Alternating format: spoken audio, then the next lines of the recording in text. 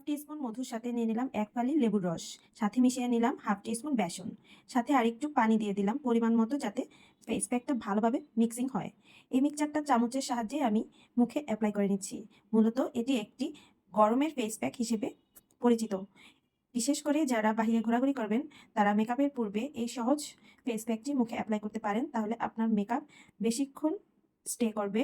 এবং বিশেষ করে এই ফেস প্যাকটি তাদের জন্য যাদের মুখ অনেকটা অয়েলি স্কিন, মানে হচ্ছে নাকে মুখের চারপাশ দিয়ে অয়েল বের হতে থাকে, তাদের জন্য। তাহলে কি আপনার পোরগুলা একটু মিনিমাইজ হয়ে থাকবে। আর আমি কিভাবে অ্যাপ্লাই করছি দেখেন। পুরো ফেসটাতে অ্যাপ্লাই হয়ে গেলে আমি অপেক্ষা করব 10 মিনিট। 10 মিনিট পর আমি একটি ঠান্ডা ভেজা টাওয়েল দিয়ে আমার এই ফেস প্যাকটাকে উঠিয়ে নেব।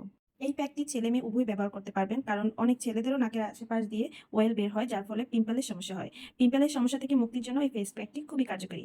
চাইলে সপ্তাহে 2 দিন এটি আপনারা ইউজ করতে পারেন, কোনো ধরনের কোনো সাইড ইফেক্ট ছাড়াই।